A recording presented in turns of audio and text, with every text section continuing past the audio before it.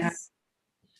Yes, just took me a little longer this morning. So hi and welcome to everybody to, excuse me, another episode of Bite-Sized Conversation. You've had a bite this morning. Let me just take a sip. I'll do the same thing. Good idea. There you go. Great. We are so... Hello, everybody who's watching. It's so good to see everyone. Not that I can see you, but I know that you're there. Yeah, that's right.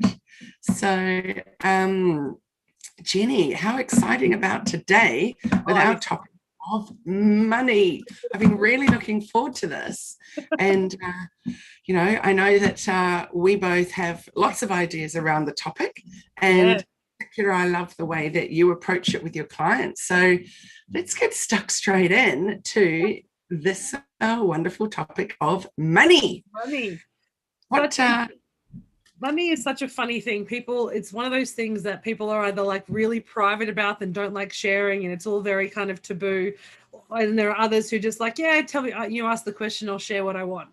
And I think that's the first place I want to start, is that so often in business, people think money is like this kind of private taboo subject. And, you know, up there with talking about sex in public, you can't actually do it. It needs to be all private. And I'm not allowed to say it because, you know, people might judge me about how much I make or how much I don't make or what I'm doing with it. The first thing I want to talk about is money is just energy. Money is just something that you use to facilitate life. Whether it's buying things, selling things, purchasing things, essentially it's a currency of exchange. So if you take the fear out of money and take away the status that it brings and the belief that it has around how good you are, how successful you are, and just think about it as a commodity or something that you need to use as part of your business, it takes the pressure off the money conversation. So that's the first thing I like to talk about. So I will tell everybody how much I'm earning. I'll tell you what my expenses are. I'll talk about what I charge clients. All that information I share with my clients and anybody, honestly, who asks me, because to me, money doesn't indicate how successful I am as an individual, how well I coach, or the impact that I have. It has a measure in the bigger picture. People like to say I'm $1 million business or I'm a billionaire, and that level, it's different. That's kind of like an epic level where really, you know, whether you're charging a small or large amount no longer matters. So what I like to think of, and I like to start talking about, if you want to be a millionaire, if you like the idea of having more money and abundance and freedom to do anything, then start acting like that today. Start feeling like that. Start showing up like you have $1 million in the bank or more. Start behaving and thinking like you would if money was no longer an issue to you. Because then you start to open your mind up to so many other things other than money. But we often lead with money. How much will it cost? Is it worth it? Should I do it? And then it changes our decision making, both as when you exchange for services or when you're actually buying something. But then I ask you a question. If you go to buy a car and someone says, hey, this is the car that you want to buy, is money the first choice to purchase the car? It's a factor, but often people won't choose a car based on the price of the car. They choose the car based on it's a Tesla or a Toyota or a Land Rover or a Mercedes. They choose the car first, and then they work out how they can make it work for them. So that's what I want you to think about money. Money is just something that you have to worry about, or we worry about the back end, but it's not what drives us. Does that make sense? Yes, absolutely. I think that's a really important point, is what drives us. So for everybody, it's different. You know, I often hear people say, well, I can't really afford it, but actually you afford other things. It might be that you find the money for the wine that you like, or you find the money for your cigarettes, or whatever it is that you're finding money for. And if you just reduce that, you could pay for that. So it's all about choice, isn't it? And personal choice. Yeah, and priority. It's actually what's important to you. But we're so worried about what people are going to judge us for, about where we spend our money. We don't like to tell people where we spend our money. So I like drinking wine. I like going to the gym. I like good food. I will always prioritize probably my order of I pay for my gym. It just comes out. I don't even know. I actually couldn't tell you the exact amount I pay for my gym because it doesn't matter to me how much. It's so important to me that I will pay whatever I need to pay. And I found a gym that I love to train at. I've gone from 3 days a week, which was my goal at the start of the year, to I train 6 days most weeks. And I don't even think about it. I just go, right? Because it's just part of what I do. And then, oh yeah, there's a money that comes out at the other end, but sure, it's not the driver. The same thing happens when we think about money in our business. So often, and I just had this conversation this week, and it is my favorite conversation. When we start a business, we can think about two things. We can think about how much money we want to make in the business, just because of the status, and I want to be able to say I'm this particular amount of money. We can think of what are the products and services that I want to sell, and focus on, I'm just going to create a business around what I want to sell, and I'll just pick some prices for it, and I'll decide what I'm going to do in the absence of thinking about the bigger picture. Or we can think about those two things together. And often people don't do the latter. They either say, I want to earn $500,000, so therefore I have to charge this amount of money, and I just kind of make it work. So it's about the revenue. So it's all about money. So every decision is about, how much more money can I get? How much can I save? And it becomes this transactional kind of feeling. If it's just about the product, and this is often what happens when people go from hobbyist into that business, and we say, look, I just love coaching. I just love doing this. I love making this product or selling my art, and I'll just sell it for something and it won't matter. But when we turn it into a business and we start to realize we're spending 60 hours a week earning $5 an hour because we actually didn't do the math about how much we're selling the product for versus how much time it's doing, we start to go, oh, this is not worth it. And then we lose our engagement. We lose our motivation because we don't see a value exchange. But if we combine those two together, and I know you and I have done this exercise, we combine that together and say, what is it that you want to be? How do you want to show up? And what do you want to have your life look like? So if we start with that question, what do you want to be in your life? So for me, I want to be able to travel 3 months a year with my family. The moment my stepdaughter is just in grade 7. So we'll have to wait a couple of years probably also for the borders to open up to do that. But 3 months a year, we want to be able to travel, explore the world, showcase, experience culture, food everywhere around the world. So what's that going to cost me? I also want to be able to have a car for my family, and, my partner will have a car, so we have those expenses. I need an office. So we start thinking about what the ideal life, what do I need to be able to pay for the ideal life? That's the figure you should be looking at, not the $1 million, $5 million, $10 million. That's great. And that will come if you work your business properly. But if we just say, what do we need to just have the perfect life, not have to think about what we're spending on, not have to worry about where the money's going, we come up with a figure. And my figure for my business for the first 500 years, and I'm happy to share it, is $500,000. It's $500,000. But I don't even like to say $500,000 because it's a weird number for me, but 500,000 has really good energy for me. So I say $500,000 allows me to do everything I want to do, have my business where I want to be, have the team that I want. That's what it costs. So then I can say, well, what do I need to do in my business? If I love coaching, if I love running programs, how can I make that money? How can I make that figure by delivering my services? So now my services become about the intention of growing and serving my family, my life, and my community, not just about the money that it's giving me. Yes, I've done this with you, Jenni, at our business retreat, and it was a fantastic, fantastic way of looking at it. So looking at that future figure, and what I really enjoyed working with you on was that future figure. Is it even feasible? Is it even relevant? And so, for example, obviously with yours, with the 500, where you're at with it and why you need that. But I was really excited to see when we're working through with mine and with the others at the retreat, is that people didn't always actually need that amount. And that the ones that aimed even higher than they could even get their head around, actually, that was more like 5 years. It wasn't trying to be getting there this year, which is, I think, what can be really overwhelming when you think about where you want to go with that. It doesn't mean you have to get that right now. You need to then put steps in process to. And that's the thing. It's that when I mentioned earlier about money being that measure of success, money is just money. the meaning that you place on it is up to you. So you can call money as a meaning of success. You can call money as energy and something that just as a transactional or commodity. You can call money a status symbol, whatever you want to, and that's okay. There's no judgment, no right or wrong about how you want to approach or feel about money.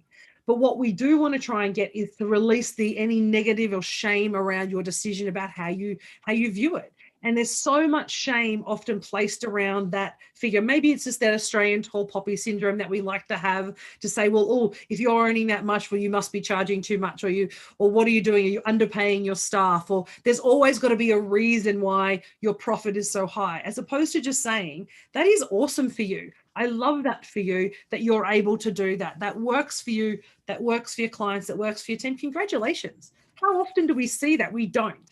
We often have this, I don't really want to talk about money.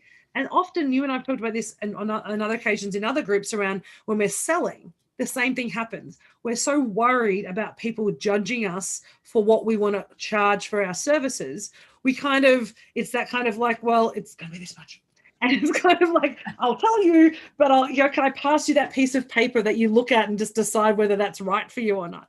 As opposed to saying, this is the cost of my program, this is what it is, and this is what it's worth. Because that shows confidence, that shows that right positive intention, and people see that, as opposed to be like, oh yeah, no, it's totally this much, and I think, but I'll give you all these other things to make you feel better about spending that much money with me. Does that make sense? Yes, and I really like that. What extra value items are there that you're adding in? Because I know that for a lot of people, it's really hard getting their head around that hourly rate that they're choosing, or that they're saying is what they're going to charge. Yep. But actually, if you can work it out, not so much as an hourly rate, but say this is my package price.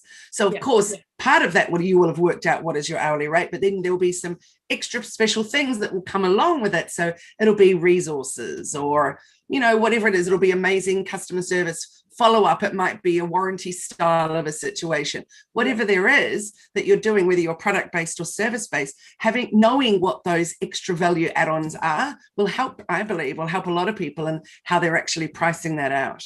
Oh, most definitely. And pricing is such a funny thing. So if we think about that enough figure, let's just make it an easy number. Let's say $200,000 is the figure that you want, and you only want to coach 10 hours a week. So if you want to have $200,000 and only coach 10 hours a week, when we work out what the math is, then you might say, well, actually, it's 10 hours a week, but I actually want to run 5 programs a year. So you then know that each of those programs need to give you a revenue of $40,000. And then you say, well, $40,000, how many people are going to go through that program? Well, I want 10 people in my program. So therefore your cost is, then you need to charge $4,000 per person for 10 people in order to get your goal if you're running that 5 times a year. So you can be as simple as that. If you don't want to worry about the hourly rate, and you're just looking at what your total revenue needs to be in order for you to reach your goal and live your life in the way that you want to live your life and show up how you want to, then simply you say, okay, well, the program's going to cost me this, because I know that I can cope with 10 people per program. I know it's going to take me 12 weeks, and then we can start doing that conversation. And it was funny, when I just did this with a client recently, we did this enough process, and we looked at her hourly rate for her coaching, and it worked out that her enough figure was around 200,000, but the way she'd structured her current coaching is that it was about $78,000 based on what she had. And this is what the power of the exercise is you can actually see the gap that exists between what you have and what you want to have. And then we put in place a plan. And I said to her, look, but you want to do retreats? She's like, yeah, I love retreats. We added in just a retreat, not a program around the retreat, just a 3-day workshop, which for her, she's like, I feel really comfortable saying $2,000. I'm like, that's awesome. Let's do $2,000. And when we did the math, she realized that actually she could get the bulk of that $200,000 by doing 5 retreats a year with 20 people. And that was her money. And she was just like, oh, I'm trying to get all these people in coaching and kill myself doing bigger coaching sessions than I really want to, and try and serve all these people in group, when if I run the retreats, which is what lights me up, I can actually fulfill my life. And so what this exercise does, it's not about saying I'm worth this or I need this or whatever it is. It's actually saying, how do I structure my business, my time and my energy in order to fulfill the time that I want and the life that I want to live? How freeing for her to get to that point of realization that actually I don't need to kill myself to get there. I can actually just follow the structure that you're sharing with her, and then boom, she's got it, which is just fantastic. And it's not about, and that's the thing, it's not about the money. It's not about saying, it's not about trying to find a way. It's about maximizing your time and your effort to achieve what you want. It's not about killing yourself in order to get it. And how about the product-based business, Jenny? So when you can sit there and go, how many units do I need to sell at this price point? And also everybody's expecting these days sales, Easter sales, you know, well, obviously it's not anymore just Boxing Day sales, is it? There's a sale for every single thing. I think so like every week of something, isn't there? Yes. And a lot of, and actually I was just discussing with Vistaprint with someone the other day, because we all know for those people that print with Vistaprint, nobody will actually put their thing, submit their item to be printed just on any given day, will they? Because you know that next week there'll be another discount. It might be 30, it might be 50, it might even be way more than that. So and even if you go in one day and don't buy it, they'll send you the voucher the next day to get even better discount because you didn't buy it. That's right. So that's an interesting type of way of doing it. It's almost like some of those big superstores and things that do the same thing. You know, within a matter of days or weeks, it's going to be back on sale again. But that's a problem, I believe, is that as soon as people are expecting sales, they're going to stop those purchases when they want them, or the ones that aren't like emergency purchases, and they'll wait for those sales. So I personally believe in business that wouldn't, particularly for a small business, that's certainly not the way to go. It's to stand your ground. It's to know that your product is amazing, that the customer service that comes with it is amazing.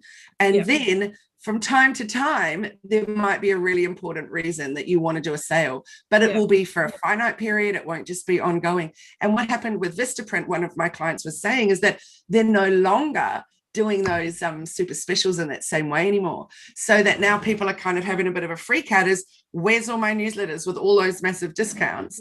And so then what do people do? Do they continue to print with that company, or do they feel miffed and go, actually, you know what, I'm just going to go with a local printer?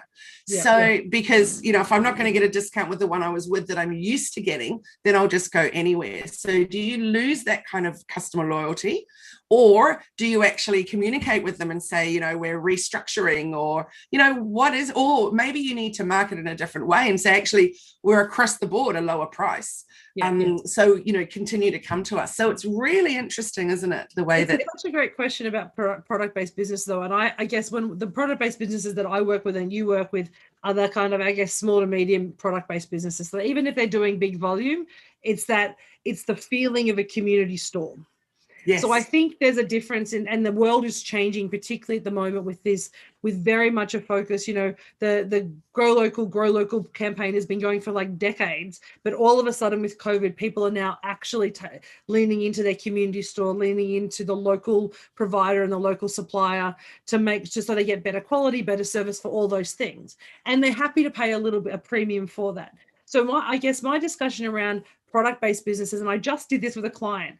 They want to become and I don't have their permission, so I won't talk about who the client is, but they want to have their product globally, and they have a particular figure that they want for their store, their business. So we know what the number of the revenue generation they want, and let's just call it $5 million. So they want to be a $5 million in 3 years' time. But what we worked out, I said, but that's not motivating anyone in your team to work harder, because no one in your team is there because of the money. Only you as the owners are really driven by that revenue goal. So what we did is we actually worked out how many individual stores based on an average order that they needed to be in as a company in order to reach that target. So, and that's from a revenue target. So we worked out based on $5 million, it's about 150 stores globally with an average order would get them their revenue results. So suddenly the goal for the business isn't about, say, weekly sales and revenue. It's actually about just saying we want to build relationships with 150 stores over the next 5 years. And if we maintain 150 stores consistently, we will always get our revenue goal.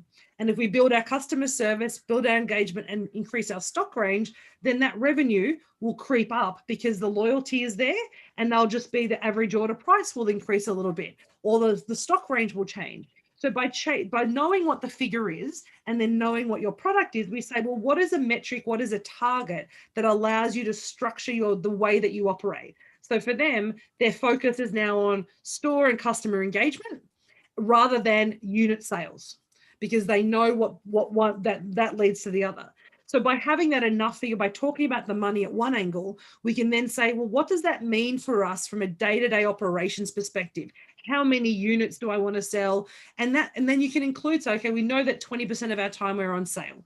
So then we would have a 20%, we'd have a buffer in our targets. But by taking it away from the individual unit into customer and that customer value, you actually change your focus and the intention, and it brings you back, I feel, to why you started the business, which was to share a product, share a service, or provide somebody something that they can't get anywhere else. Oh, that point around coming back to why you're actually doing it is so important. So my previous business was it was an e-commerce, or 2 different e-commerce stores. And by design, kids' toys and decor, they were all manufactured fair trade, and they went into stores around Australia and an overseas distributor. Now, I didn't know you back then, so I never worked on what is my enough figure, et cetera, and worked with that end goal and worked back. But what I worked on instead was the importance to me of manufacturing fair trade. Now, I'm not saying that's necessarily the right thing for everybody, but it was certainly for me. Now, I had an accountant at the time that clearly was not aligned with my morals and values, or my values particularly. And so he would constantly be at me saying, you've got to go to China, Kylie, you've got to be mass producing, you're going to get a much better margin, blah, blah, blah. And I was like, but honestly, I was always saying, but to him.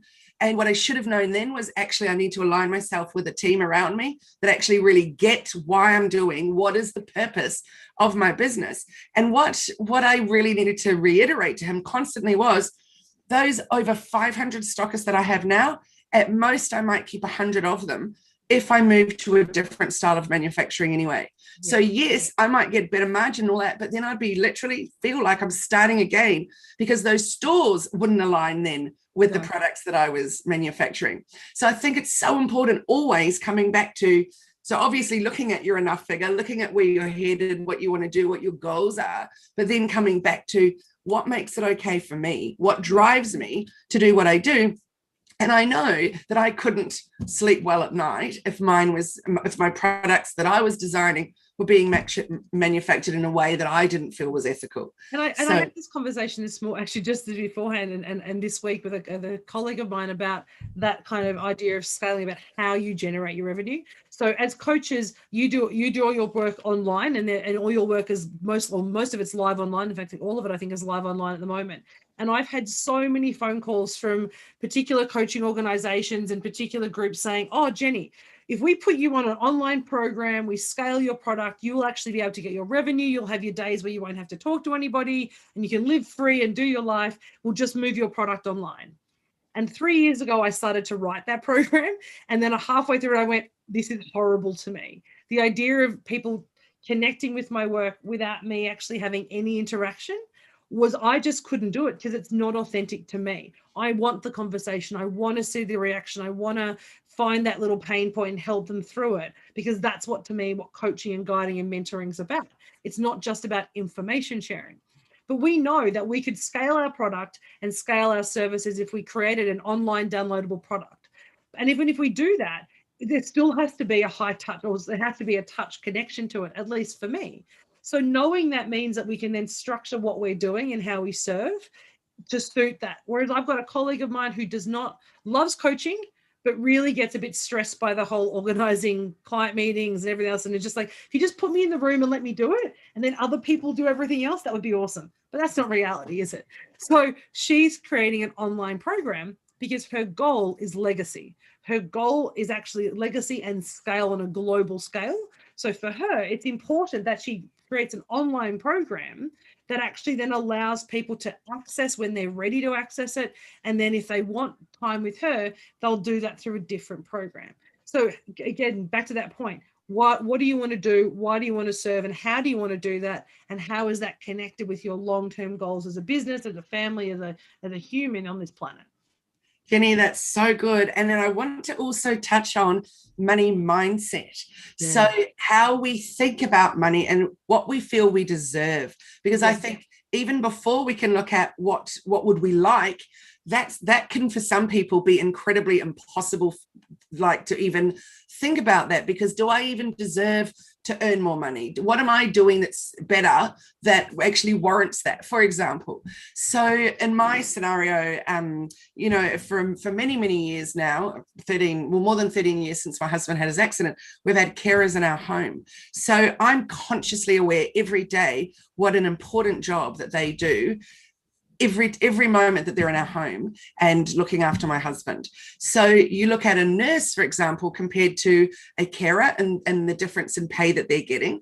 You look at a doctor compared to a nurse, and then you look at a specialist compared to that again. And it's funny that from my observations, the more that they tend to be getting paid and the higher up that ranking that they're going, the less customer service they're giving, the less that they're actually making you feel heard and making you feel all kinds of things. And my husband's recently had another associated problem. And the doctor that he'd been seeing for 3 months was making no headway with this problem. So he got on good old Dr. Google, looked at all the different options that there could be, ended up with his carer picking up something from a pharmacy, no prescription, no nothing. And within a week, that problem was sorted. Wow. And that is a real, and also he tried to get him to see a specialist, but that was months away, etc.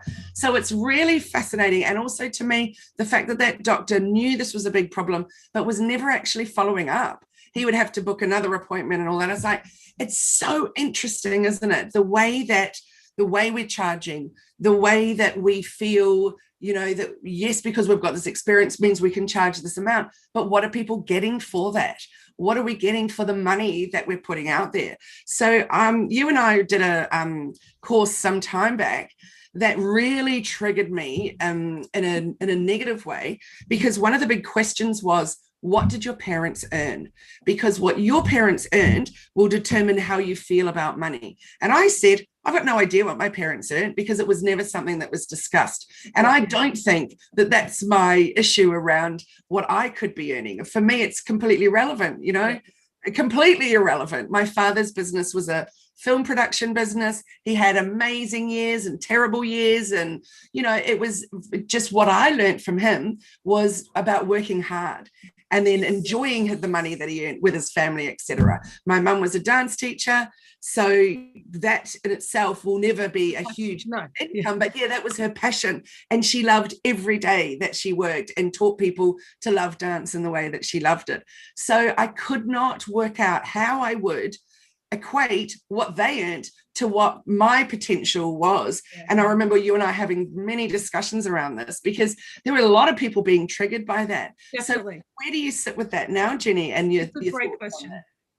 So I'm going to answer it two ways. So the money mindset piece is really interesting, because and it goes back to my first question, the first point. If you want to be a millionaire, if you want to earn like a millionaire, then be a millionaire now. So start thinking like they do now. And I saw this recently on a couple of posts that I was reading in a number of other programs, and that this idea of show up how you want to be. So that kind of be the change in the world concept is, if you show up thinking abundantly, thinking not from a scarcity mindset, thinking from an abundant mindset that basically says, I have what I need and what I need will come to me. So that's my attitude around money, and my money mindset is, even when I get a little bit stressed, because I'm like, where, you know, business cash flow can be a challenge sometimes.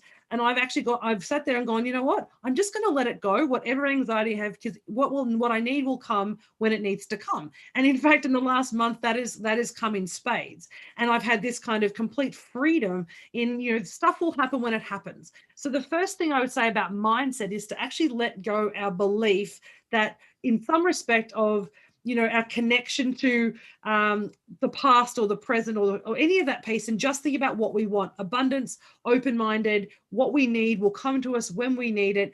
And if we need more, it will come. And if, as in business, it's happened for you, when you're ready to scale, you've been open about it, your business has blown up because you were open to it and you kind of were free about it. You didn't have any anticipation or judgment or kind of anxiety around it. It happens, right?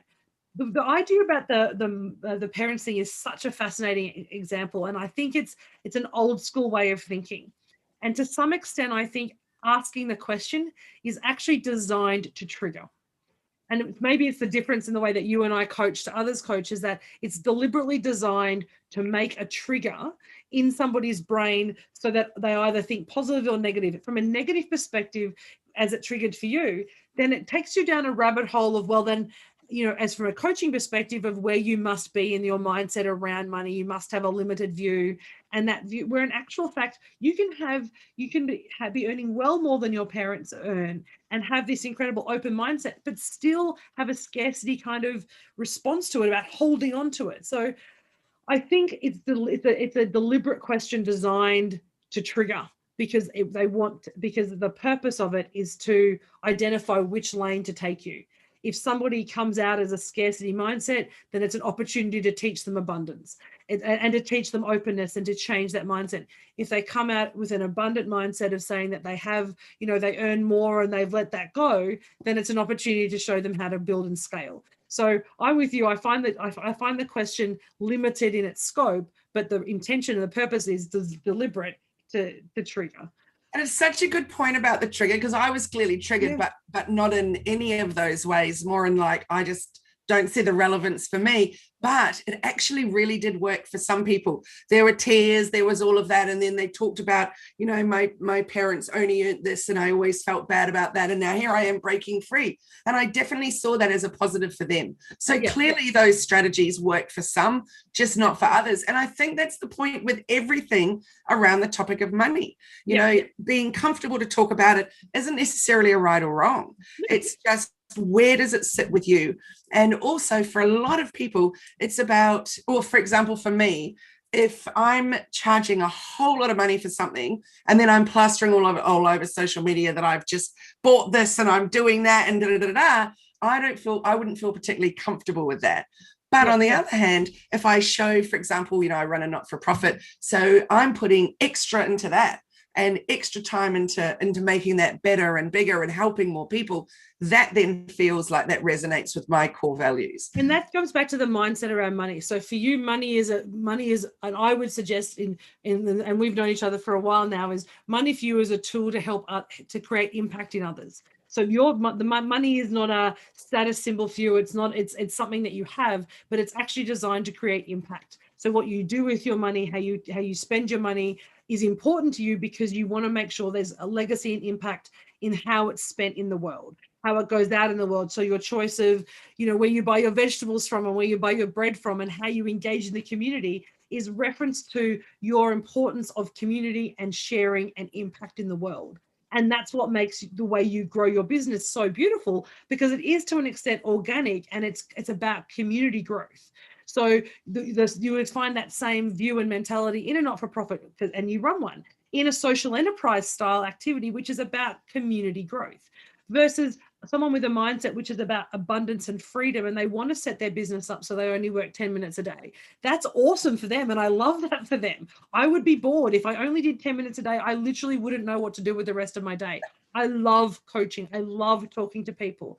And so for me, when I think about money, I don't even think about what I'm worth. I don't actually think about that value connection. Money and worth to me are not the same. And I've had this conversation a lot with a number of clients recently who say, look, I only want to charge $125 an hour because and I'm like, well, okay, that's really interesting. Why do you think that? And when we dig deep in that, it's because they have this connection about their self-worth with how much they charge. Whereas when I look at how much I charge, I say my job is to make as a coach, is to cut through and debunk and hack their current mindset and thoughts and streamline their process so they can get to where they want to get to more easily, more streamlined, more efficient, more effectively, quicker, whatever word you want to use. So I can cut through the 7 years of pain or the 10 years of pain that we did to learn what we did. We cut through it, right? So what's the value of 7 years experience or 10 years experience or 30 years experience drilled down into an hour?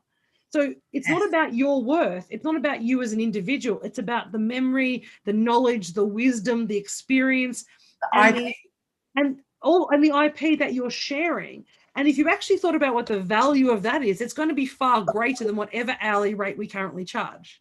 So I think we have to take it. It's not about us as individuals, hourly rate. It's the knowledge that we're sharing. If it's a product, it's the cost of the product plus your time and effort to design and create it and run your business.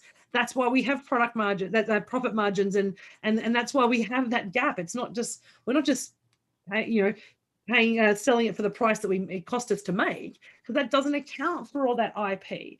So I think that's one of the biggest challenges with the mindset, is to say that what you charge is actually not about you as an individual. It's about the value and the exchange that you're sharing. So that's knowledge, wisdom, time, effort, emotional support, whatever it is you do. And we don't, as I don't believe as a society, we value that as much as we should. We focus on the money and not the value and the exchange. And that's where the growth is. That's where opportunity lies. That's where that kind of expansion lies in business. I totally agree. And I'd love to share as a little final, and for me to share and then you to share, about a top tip for the growth. So, for example, for me, my business has been steadily growing, which has felt wonderful, and it's been organic, and where I've put the effort in, I've received the rewards from it. But the big change for me was when COVID hit, and I decided, well, firstly, I could no longer, like, we were in lockdown before everyone else, so I could no longer turn up to my in-person workshops and speaking gigs, etc. So I had to say to those people, I'm super sorry, it's going to be online. I was luckily already working a lot on Zoom anyway. So what happened though is I decided to offer that weekly webinar and just put it out there. So giving free information every week, boom, boom, off we go. And people were saying to me, oh, you should be charging for it. That seems crazy. And I said, no, because a lot of people need help right now. And so if I can be offering it, at the very least, I'm just, well, I'm helping people, but I'm widening my net. I'm getting more visible. Yeah. I'm showing people that, I know what I'm talking about. I can help, blah, blah, blah. So at the very least, my email database is growing. Then if those people get to know, like, and trust me, if they like what I'm saying, if they totally can see that it's going to make changes in their business, then when the time is right for them, then they might want to work with me. And if they don't, that's okay, because they'll be able to go away with new, fresh knowledge to be able to help themselves. So that was my big turning point, was actually offering free. It was a really big change in the way that that money and people came to my business. So what about for you, Jenni? What would be your top tip for your own personal growth in business? I think for me, the growth, and it's a really interesting question, because it does change, and even your response there is totally, you are the definition of social enterprise in the way that you approach your business, which is so beautiful. And I think if for that kind of idea of saying it's about abundance, it's about community, it's about sharing first, and then the stuff will come, the energy will come, the money and the exchange will come later.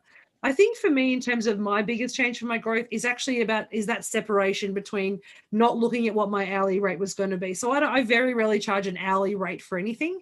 I actually do most of my work as a package or a single price. Now, there has been some calculations at the back end about the hourly rate, but to be honest, I don't really know what that is. I've kind of let it go. It doesn't matter to me anymore. So I look at a package price. So I think separating and saying, what is the value that I'm bringing to them? What is the time and effort and energy, and what is a fair value exchange? So when I do things like content writing, or if I'm writing people's capability statements, or preparing grant applications, or all those other things that I do for people, which is part of my core business, but I don't share a lot of, I know for them, the value of that piece of work, if they get the grant or they get the contract with that company, is about 20-fold what I'm charging.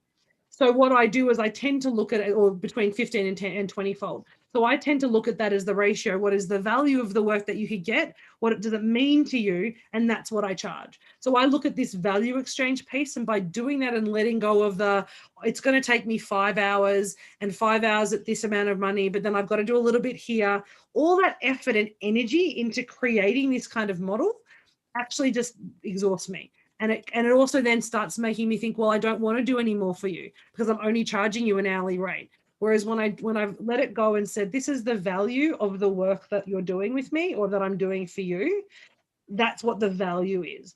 And that has actually allowed people have just gone, yeah, no problem. I have no problem with that. And the yeses are much easier, because they see that it's value. I'm not trying to kind of over justify or under justify what I'm paying. It's just, this is the value. This is what the benefit is. I love that, Jenni. I really love it. So on that topic, in terms of thinking for our topic for next week, what I really want to do is carry through the idea of money, but in terms of where you're spending your money. And so, for example, ads versus organic. So looking at, do you want to spend money on Google ads, or do you want to work on your SEO? Or is your SEO nailed before you start spending money on Google ads? Same with Facebook and Instagram. Are you spending money on ads before you've actually nailed your content? So carry on that money chat, but in terms of where we spend it. So let's join together next Friday. Oh, is that Good Friday? Oh, it's Good Friday. We might have, is it? Yes, I believe it is. So let's join in a fortnight and chat about where we spend our money in terms of our visibility and, you know, how we choose to spend it. Because I definitely don't think that you should not spend, if that makes sense. Like, I'm definitely not against the spending. I just think you've really got to nail all the other things. So let's go into that, delve a bit deep. How do you get the biggest bang for your buck? Yeah, that's a great topic. You summed that up beautifully. Yes. Thanks, Jenni. So how can everybody get in touch with you? So you can find me, Jenni Walke. It's at Elephant in the Room AU on Instagram and Facebook. They're the easiest places to find me. You can also go to my website, eitrconsulting.com. But I hang out a lot in Facebook and on Messenger. So reach out if you have any questions. Happy to chat. Wonderful. And I'm Kylie Mowbray-Allen from Hello Media, and you can find us at hellomedia.team on Instagram and on YouTube, and on Facebook, hellomedia.dreamteam. So awesome to connect with you today, Jenni. Such a great chat. Thank you. Love to chat about the money topic, especially, and I really advise for anyone to get in touch and have a one-on-one with Jenni and talk about that end goal and how to figure out how to break it down so you actually can get there in bite-sized pieces. In bite-sized pieces, little baby steps. Baby steps. That's beautiful. All right. Thanks, Jenni. You have a wonderful day and a great weekend. All right. Thanks.